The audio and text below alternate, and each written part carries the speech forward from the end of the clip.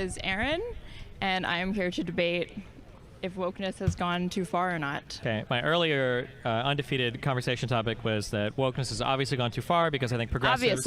Obviously. Okay. Slow down.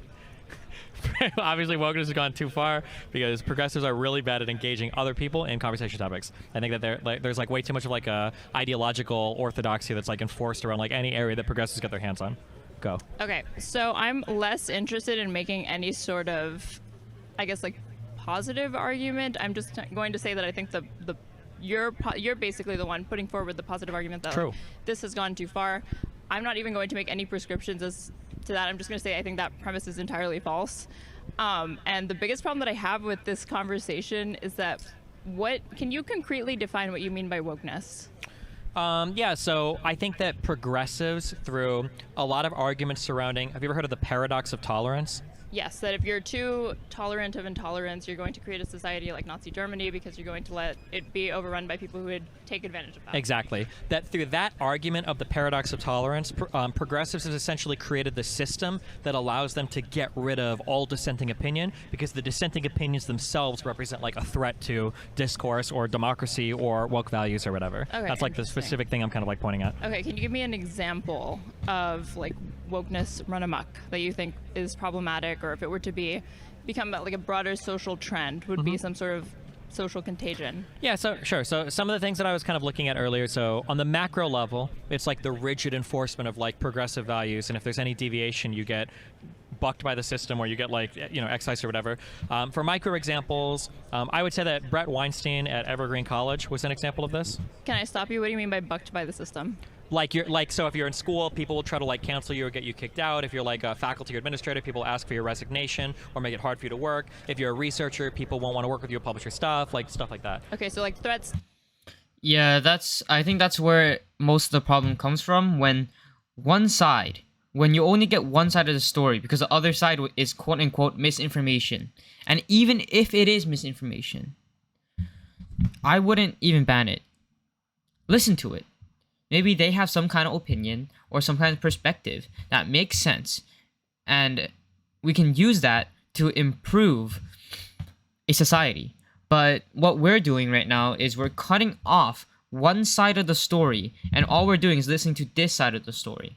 And the thing that sucks about this is one of my teachers, right? I told her, hey, there's always two sides to a story. And she immediately went to slavery and called me out and, said, no, there's not always two sides. And I'm like, okay, wait. Of course I didn't want to argue anymore because it was going to get out of hand anyways. But, she immediately cut me off because she didn't even want to listen to the other side. She listened to one side of the story and the other side was just discarded. To livelihood is yeah, what basically, you're saying. yeah. Lots of cultural pressure, lots of social pressure, sometimes direct like pressure from staff, but lots of social and cultural pressure. Okay. And then so like I think Brett Weinstein at like Evergreen College was like a pretty good example of that. Okay. Why? Where I think Brett's arguments were, even if you disagreed with them, I think they were entirely reasonable. What were his arguments? He felt like, are you familiar with the Evergreen College situation? Yes, I am, but I'm interested in hearing your characterization of it. So why don't you explain it since you brought it up? Okay. I learned all about it in the Red Pill community, shit test and everything. So that's okay, good. Nice. Okay, sounds good. Tell me about it. Okay, yeah. So my understanding was that traditionally at this school, there was like one day a year where I think it was specifically black students would take a step back and let everybody have like a day and see like, well, this is what it's like if minorities are missing, and then they do like a off-campus event or something. And they wanted to switch it up where they were saying, well, we're going to ask white students to leave, or white faculty or white people to leave college this day for, I don't even know what the justification given there was, but I think Brett sent out an email where he was disagreeing, and he was saying like, I think it's a bit different when you're asking white people to leave. I don't agree with this. I don't want to partake in this. And through that email being published and then disseminated to the student body, people got this idea that there were a lot of ideas, but basically people started to show up at his class outside. They were, I don't know if I say threatening him, but they were like screaming at him, shouting at him. They really wanted to fight over him being like racist and stuff like that. And eventually, wow, that's horrible. Bro, and this is what, a college student experiencing this is horrible. No. It blew into a thing where I don't know if he ended up settling with the college before he left or whatever, but he basically left the college because of all the pressure. Yeah, I know about this, unfortunately, because he has taken himself on a media parade. Yes. And will go on to any podcast that will let him rehash the story, even though it literally happened forever ago. Yep. do you know what the contents of those emails were that he said in response to his disagreement to the like day free of white people on campus or whatever? Yeah, we actually I read all of them. I think a couple months ago. Again, because we brought it up, but I don't remember. I can't recite it word for word. Okay, I can't either, but I do remember that what he did say to this organizer was that he would be happy to provide a forum for discussion or something, I think, or yes. Do you know what the topic was going to be? what was the topic? I don't remember. Race and how it coincides with evolutionary. Like, Oh, okay, science. gotcha. Okay, so he was basically going to. He was interested in exploring like race realism. Okay. He's an evolutionary biologist. It's an appropriate topic for him to explore, right? Right, but given the context of why he's bringing up that he was interested in exploring that subject, when the controversy has to do with, I guess, disagreement about social justice strategies or whatever, like, what do you think the implication is when he's like, I would be happy to educate people on race realism?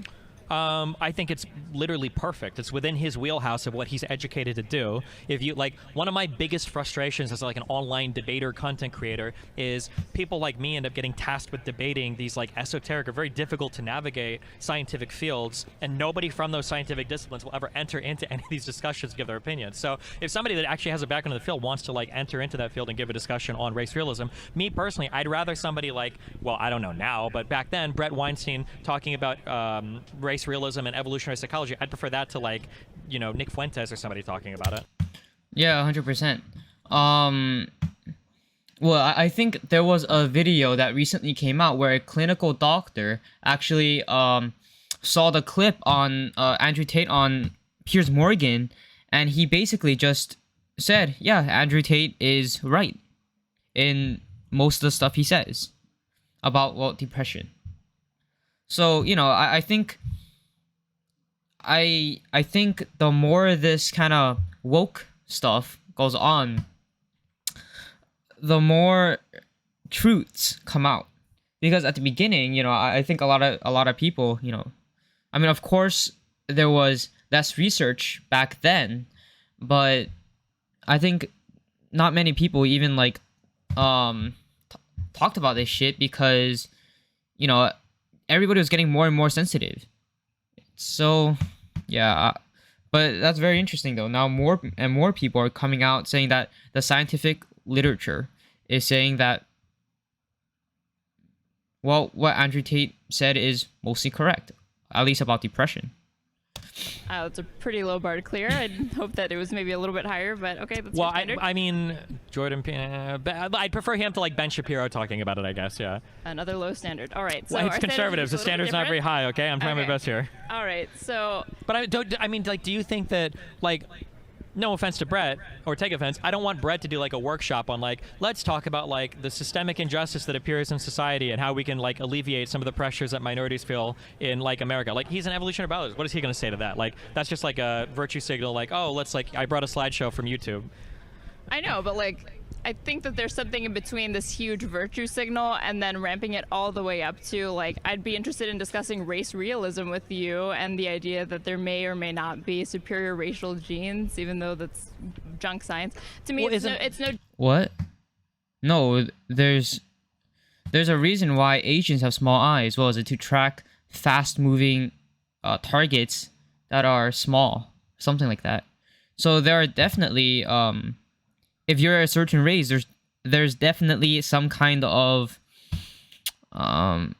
advantage to you being that race. Like for black people, it's easier to stay in the heat, right, because of their skin. I think that was evolutionary traits. And for white people, actually, I don't even know about one. I don't remember one. Fuck. But I think every single race has some kind of genes that allow them to adapt to their own environment. So yes, there are advantages of certain races, and there is disadvantages to certain races. Different than if he had brought up what is it when they like skull shapes, Phrenology. if he said I would be happy to, I'm not happy to participate in this like anti-racism exercise, whether or not it's good is subjective, obviously, and he can have his disagreements with that, but then to follow that up with, but I would be happy to discuss what did you just say it was? Phrenology? phrenology. Well, but the phrenology is by definition. With the black students of this. Yeah, sure. okay. Phrenology is a bunk science, but like, look at where we're at now. Okay, I'm glad you picked this topic 'cause it illustrates my point perfectly. Right? Okay, perfect.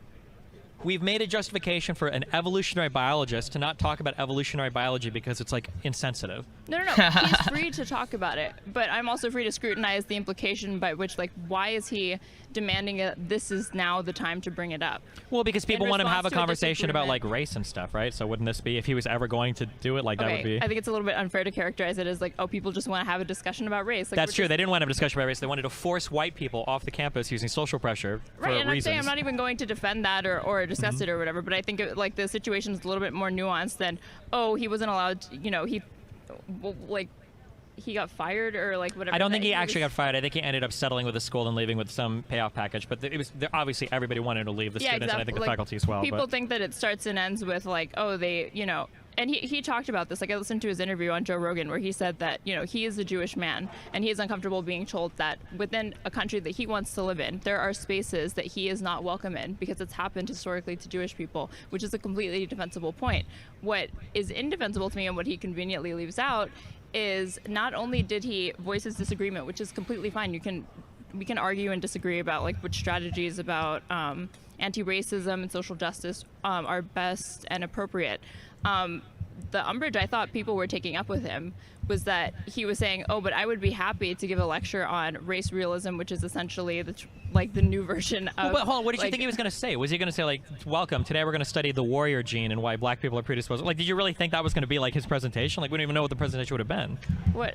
I know. It would have been very interesting to hear all about But we never got to hear race, it. race realism. Is it? Well, there are things you can talk about for, like, I'm sure as an evolutionary biologist, you'd have something to say. But do you Maybe his whole honestly presentation... think that he was sad that he didn't get to give that presentation? Do you think that he was really making that offer to give that lecture because It sounded like he the wanted offer to would have educate been people? that, like, if you want to have a day where we discuss issues that are relevant to minorities, here is an issue that I can discuss that's relevant to my particular scientific discipline, which Yeah, I think is what would make the the most study sense. of how they're inferior Yeah. to white genes. How do you know that's what he was going to say? Maybe he's going to say black people were superior. Yeah, maybe he was. Maybe we were deprived of an excellent lecture where he made that exact point. you know? Regardless, it's a college campus. Isn't this like where those types of conversations should be happening? Exactly. And, what kind of sucks is I've been seeing a lot of channels where they would be going to college campuses and doing these kind of small debates, right? And people would be just screaming at them, no, no, no, no, no, no, no.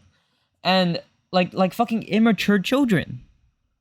Have these discussions and learn from them, right? This is coming from a wiser man. Destiny is pretty wise. He's been in the political sphere for a very, very long time, so he definitely knows what he's talking about. So, if you want to learn something, this guy's a man. Maybe he's wrong on some points, but I think he's right on most points. And I think if anybody else saw it, but there was this, I think YouTube shorts where this man from a college, it's not even a man, like a little kid, but he looks like a little kid, skinny white kid, Asian kid, I think. And he just, there was Ben Shapiro was going to their college to discuss, forget, about whatever's, right? And the the Asian guy tried to scratch off or Sharpie off the location at where it was gonna be. And I'm like, this is how adults act like? What is this? Immature. It's all immaturity. And it's different levels of IQ. I swear. People have become so sensitive and so just, oh, I can act whatever I want because of the. No, you don't. Be an adult. Be a man. Be mature about it. Happening with an actual evolutionary biologist rather than like whatever your local conservative group is or your local YouTuber? I agree with that entirely, but Well, then my then what do you disagree with? my disagreement is that doesn't meet the threshold to say that it's gone out of control. What you just went on to describe, in excessive detail, because he will not ever stop telling the story. Well, I described it because you asked me for one example. That's one example. We can go through plenty others if you want. I If that know. was the only thing, but But I think you and your audience know all too well that anecdotes, data is not just the plural. Sure. Yes, you know what I'm saying. yeah, data's not the plural of anecdote. I understand. But when you Right. start to get like story after story after story after story, Is that story some after of which story, though? it is story after story. Oh, So, like, one of the most recent really troubling ones, I'll do this last one and then we'll let the other guy jump on, and I'll let you respond to this. One of the most recent troubling ones to me, very troubling, very upsetting, was there was a study that was promoted, I think it was conducted at and then promoted by the University of Washington. And this was a study showing that puberty blockers were incredibly beneficial to minors when they were prescribed, and they checked for suicidality after the fact. Okay. And when they did this study, the university was shouting it from the rooftops, this is so great, we're helping trans kids, puberty blockers are amazing. People went back and they dug through the study and they're like, okay, well, when you actually look at it, it's actually a wash. It doesn't really help suicidality much at all. Like Like a hormone wash? Stop. No, it doesn't help much at all, okay? We're not doing that. Okay. But when the university found this out, when they were internal emails got leaked when this was brought up, and they were like, okay, well, actually, it looks like this wasn't true at all, but we're not going to really talk about it publicly because people were so happy with the last headlines, it would be kind of shitty to announce now that it didn't actually do much at all. This was like not verbatim, but this is more or less what the contents of the email were. Okay. And it's like, holy shit, well, now we're actually talking about like scientific literature being published and promoted, and now we're talking... Yeah, what the fuck?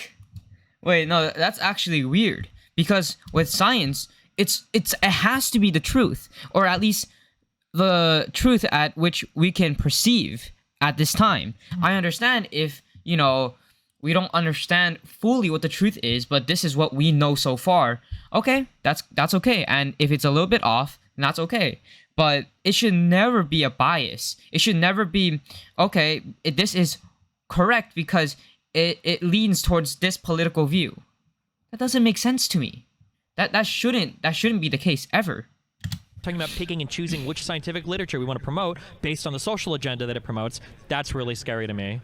And there are more anecdotes, but go for it. I'll let you respond to that one. Okay, like, I'm not even going to disagree that, like, you can throw these anecdotes at me all day, but they will always just be that. They will just be anecdotes. Like, are we actually seeing a meaningful trend? And I mean beyond the scope of individual people having their livelihoods disrupted, losing their income or whatever. Honestly, for the most part, I would disagree, or, like, I would agree with you that, like, in each, like, discrete example that you're going to bring up, there were inappropriate measures that were taken to HR to get them removed from some campus where somebody should have been able to speak where they weren't able to.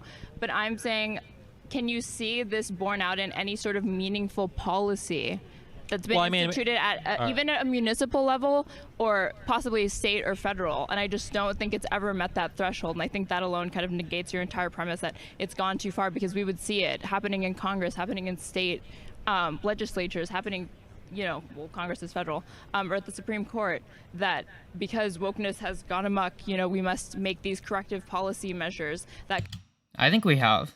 Roe v. Wade, I think, is an example. Could potentially, you know, do more harm than good. And I guess that's mostly what I'm worried about, like the policy implications of saying that, like, okay, even if wokeness has gone too far, fine. Like, for the sake of the argument, I'll concede, like, it has gone too far. Like, what do we do about it? Cut the bother. Okay. Oh, did you ask me what do I do? Oh, I said I give you the last word. Well, I understand that it's not there, like, in policy positions, but in schools and in the response to what's happening in schools, it does seem to be there. Now, for whatever reason, progressives are really bad at getting people elected and getting their will enacted in Congress. But I think across, like, college campuses, like, when you look at, like, man, what was the last poll I saw? Like, the ideological leanings of, like, professors and stuff, it's like 85% left. And, like, even some of the econ departments, I don't know if it's true here for University of Texas. But is that a problem?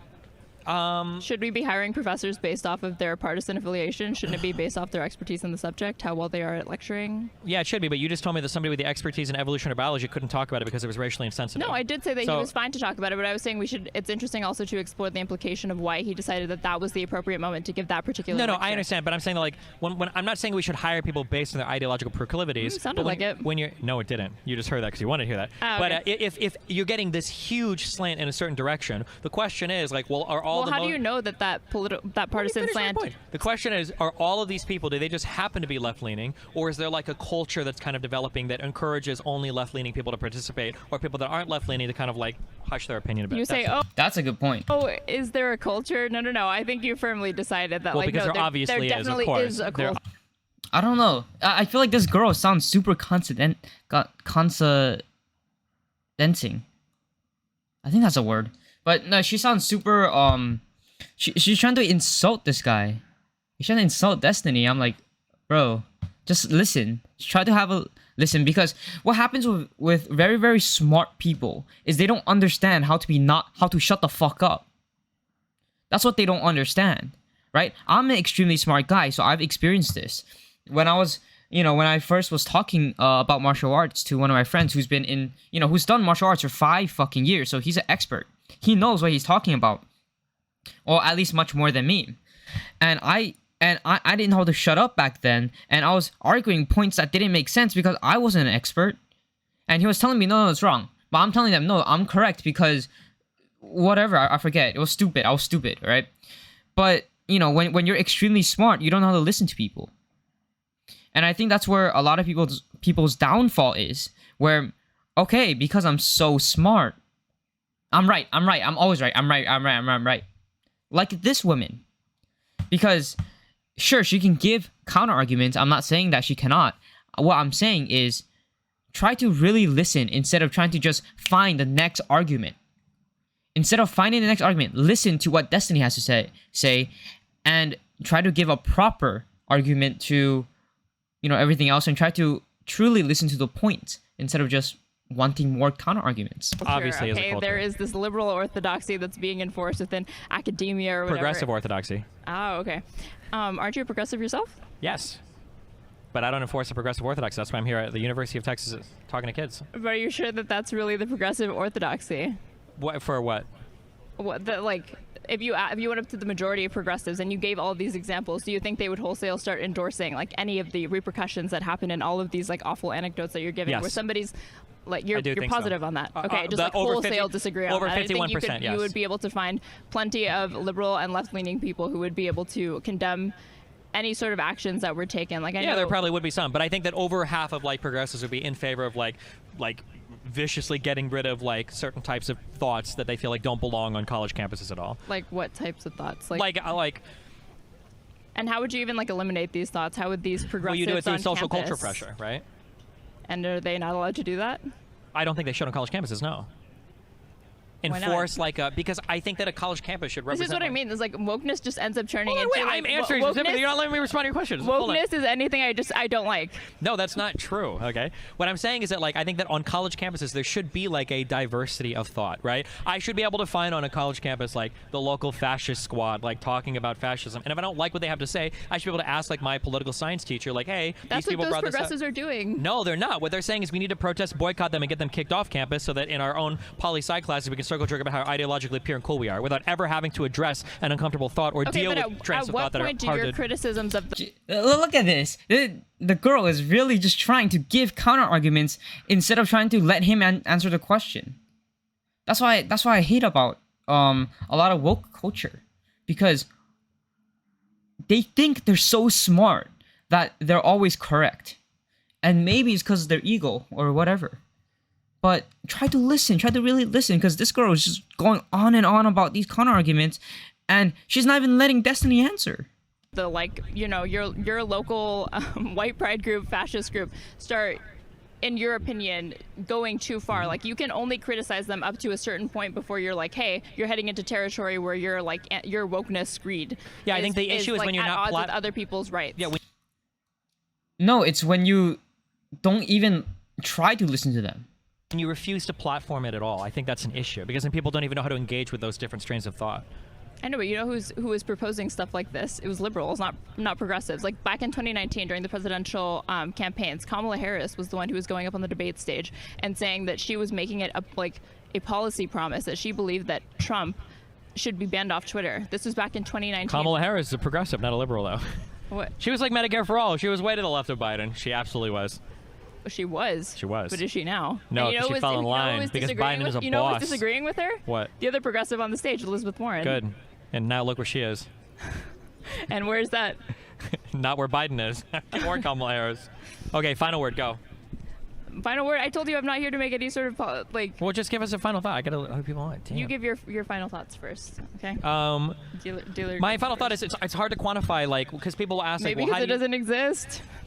No, it's hard to quantify, because people say show me a poll or show me a thing of why. Yes, people ask for evidence. They ask me for these inconvenient things like citations for the assertions that I'm making, where you have to actually prove the the empirical claims that you're making. You're doing it right now. You're not giving me a chance to speak. I'm not. Sorry. I'm so sorry. Go for it. I think that you can see a huge trend both in the ideas and stuff that get passed around and enforced socially and college campuses among faculty and staff, where you're getting more and more people that are complaining about, hey, I didn't fit the progressive orthodox here, so I quit. There was an anthropology department where people are complaining about this. I wish I could remember the school. I should remember. There was that University of Washington thing. There was stuff that happened, the Oberlin stuff, where they were like racist against the bakery for arresting a black person. You have the Brett Weinstein stuff. There's like story after story after story, and I acknowledge they are just stories, but like at some point, when not only are these stories becoming more frequent, when it gets support en masse by progressives, because you do see them generally across social media where we can quantify it, supporting these stories en masse, like I don't know what piece of evidence you would need to see like, oh, okay, maybe this is like a problem that we should start to worry about. No, Destiny is completely right here. This is completely correct. No, I do think that those individual instances are problems that have to be dealt with, but we already have the tools to deal with them. We have, like, you can appeal. You can appeal to your department chair if you're within academia. You can go to HR. You can file wrongful termination lawsuits. Like, we have the courts. Like, there are avenues. But a lot of times, society is actually leaning towards the left. So even if you do this, you're probably going to fail. For dealing with these things. And all of them are available to these people. Like, you know, I would honestly say that like Weinstein's life has only been made better by that, because he's now like a millionaire. Like, he just grifts off this entire thing. He'll never stop. It was excellent for him. You know, like on principle, like I would disagree with him, but it was only to his benefit. Like, you think he's like, has he truly been silenced? Like, I heard more about this man after that happened than before it. Before, he was a nobody. Yeah, for certain people, they could benefit from it, but for the overwhelming amount of people, it's a negative thing. There are certain huge people that can benefit from like being canceled. For Joe Schmo, you're gonna get fucked over. Imagine having your bank account erased because of quote-unquote misinformation. Like, I'm actually risking a lot going onto YouTube and speaking all this shit. Because I'm Joe Schmo. Right now, I'm Joe Schmo. I don't have the business. I'm doing all of this because I like the truth. And of course, you know, like any human, I want some money. So, and I think there's gonna be a big ideology war, so I'm capitalizing and I'm trying to spread the truth out there and be one of the bigger ones. That's my intentions. And of course, there is money involved, but I think the truth will always prevail, and I like spreading the truth. Canceled because they've got like the platform, they get like all the No, but media he was that person because he was a nobody before that, right? Or was he any sort yeah, of but he significant managed to professor? spin it off into like a media career. But most people that get canceled like don't benefit from it. You agree with that, right? Yeah, but like how many? That's like the problem. Like is that 99% of people that get hardcore canceled don't benefit from it. There are a few that manage to spin it off into something. Yeah, and those are usually the big names like Kanye, Ye, whatever you guys call him, Andrew Tate, Tristan Tate, and now apparently that guy. I don't know who that is, but you know. Accessible, but when you say like most people who get canceled, though, like, are you making the assumption that like most people are like working class people, and this is happening within like people on social workplaces? media that are getting like canceled, people in college teachers that are tenure that are getting canceled, any like. Do you think social media is indicative of like the views of your average American? Don't you think it's highly? I think it's becoming skewed? more and more in line with the views of the average American. Yes. Okay, Yeah. like all empirical research like runs contrary to the assertion that you just made. Like, even if Okay, you look hold at on. most- No, that is not true. One second. The empirical research says that Twitter tends to be more white, more affluent, and more young than the American demographic. But research will not tell you that opinions on Twitter don't represent the opinions of any Americans at all. There is a divergence, of course, but the opinions of online never said that people. they don't hold on. represent The opinions of any online sort people of 15 years opinions of ago on the Americans. internet were crazy not resembling real life people. Nobody went to the internet in 2002 to find out like what do Americans think about XYZ. But nowadays with social media, whose explicit goal is to connect as many people as possible across like political paradigms, of course you're going to see like Twitter today in 2022 is going to represent more American opinion than a GeoCities website in 1998. Absolutely. And also, every single time someone says empirical evidence, all I think about is Hassan. Does anyone else remember when Hassan did like what was it called, a debate with Andrew Tate? It's not really a debate, but when he did that, all he said was fucking empirical evidence. I'm like, bro, like I has to shut up about empirical evidence. But still, you know, it was something funny that came to mind. Why is that? Because more and more people are connected to the internet today. I think only That's true. 35% of Americans are on Twitter. Oh no! There's way more than Of that. that 35, I think it's something that like 25% of users, or like a vast minority of users actually account for the vast, like 97% of tweets. Probably, so yeah. we're truly I'm one of definitively those. talking about, yeah, we know that, like a vocal minority here. Sure, it is still a vocal minority, but it's becoming more and more of a majority. Yeah, no, the amount of people in my school. Okay, if you're talking about pure Twitter, a lot of people in my school actually are not on Twitter because they don't like Twitter. But if we're talking about social media in general, I'm the weird guy. I'm the guy who doesn't have Twitter. I have Instagram, but purely because getting girls. That's it. I don't have social media for looking at social media. Like, literally, if you open my Instagram, all you can see is a photo of me staring into the fucking sun and a girl. I think I was following, yeah, there's this girl I'm going out with, so you can see her posts. And I gotta follow her because private messages, but shit like that, right? That's all you see in my Instagram. You don't see none of this posts. Oh, one of my friends went to this. Nah, and I'm the weird one. And that's truly strange to me because Instagram, it bothers you so much, it distracts you so much. And when I deleted it, I was extremely happy. Hey, I don't have to do it. I don't have to focus on drama anymore. I was sitting in my school, like one of the buildings, back of one of the buildings, and it was silence. I loved it. No drama, no nothing. Shut the fuck up. Don't talk about politics. I'm here, right? I'm doing math homework. 1 + 1 = 2, right? That's me. Right? Like 15 right? years ago, my mom would have never said that she gets like news on Facebook. Today, she gets her news exclusively on Facebook. And I think it's something like 65 or 70% of Americans say they get the majority of their news from social media. Aren't so they you might not be telling on yourself a little bit by saying like my mom, or like citing like a personal example, kind of like Okay, well, showing I like to do the 1, 2. So the first was my mom. Okay, the second. So the second would be, I'm pretty sure that like the most recent poll that I've heard is like it's between 65 and 70% of Americans' primary news source is social media. Like, it's such a huge deal. You've got Facebook talking about like Cambridge Analytica and stuff in front of Congress. You've got Congress constantly asking questions of like, how do we deal with misinformation online? You've got some people that would assert that maybe you're like, on one breath you're telling me like, well, social media, does it really represent much? And then on the other hand, you've got people saying, on the other hand, you've got people saying that like Russian interference in different social media platforms was so important it might have been the tipping point for the election in 2016. Oh, what the fuck? So I mean, that's crazy. It seems like it probably matters. Oh, I'm not saying that it doesn't matter, but I'm saying like to what degree. No, she said it was a minority, so it implies it doesn't really matter. What? Is it indicative and like reflective of your average American voter? Because like you're saying, your average American, like most people who vote, right, are they wealthy, or like what economic Your voting demographic population are probably skews older, wealthier, whiter. Would be my guess. Right. Okay. Who makes up like? Whoa. We good? Yeah, go for it.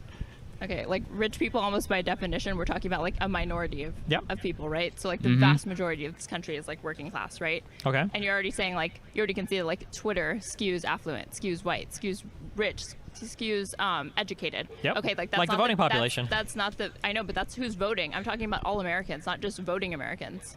Okay, well, what I mean, if you're all saying that Americans, this like is some Americans sort that are of 9 years national- old, or what?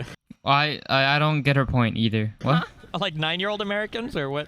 What? I don't know. It's your topic, but like, I would say like for the sake of this, like Americans over the age of like 16, maybe 18,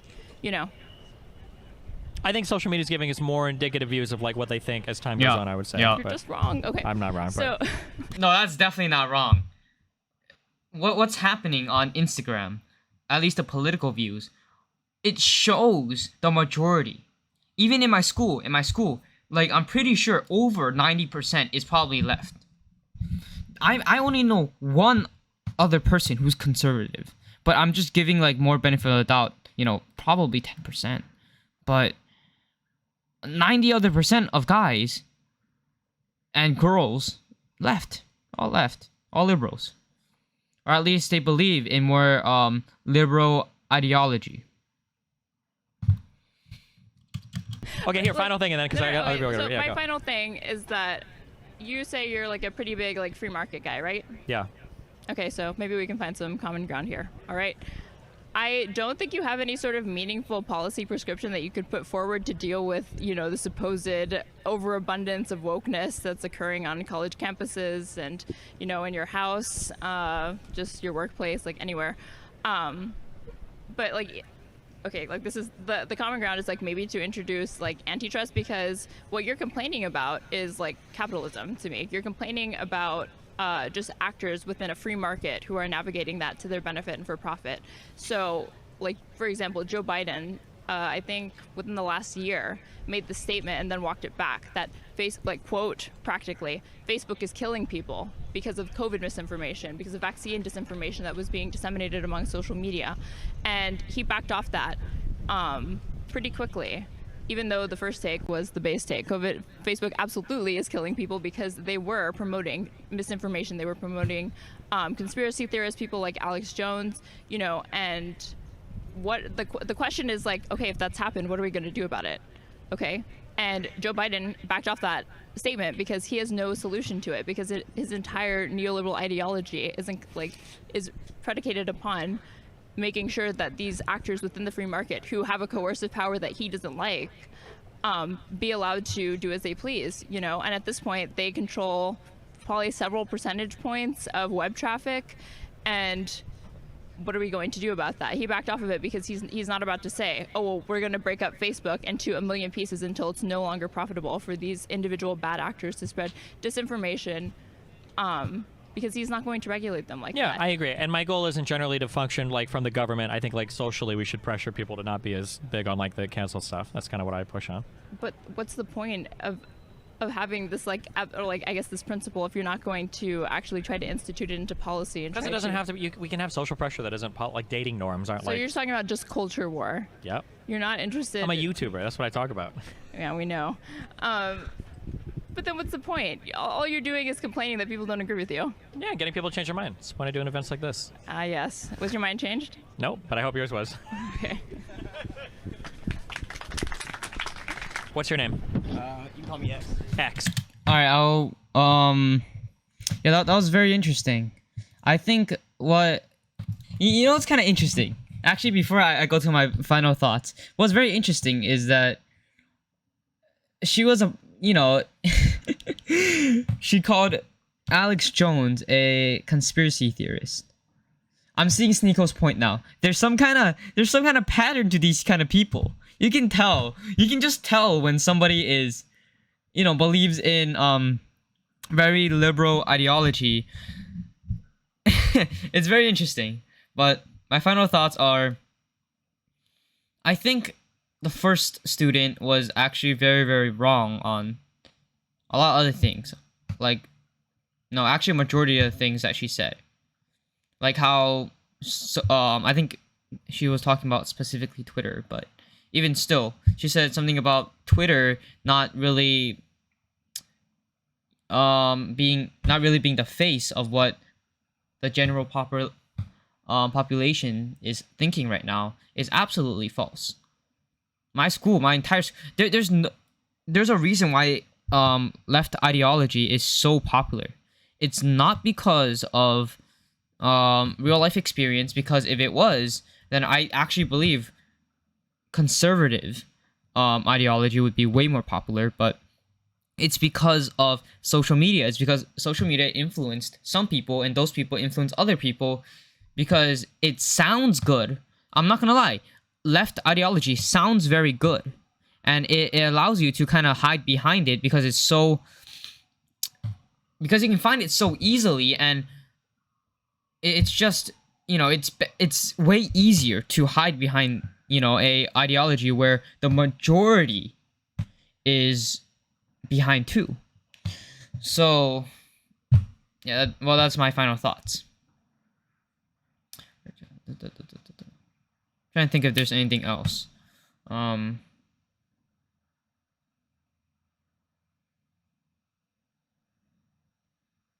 yeah, that's basically it. Thank you for listening to me, and make sure to actually check out my Rumble and do all the stuff. All right, see you guys.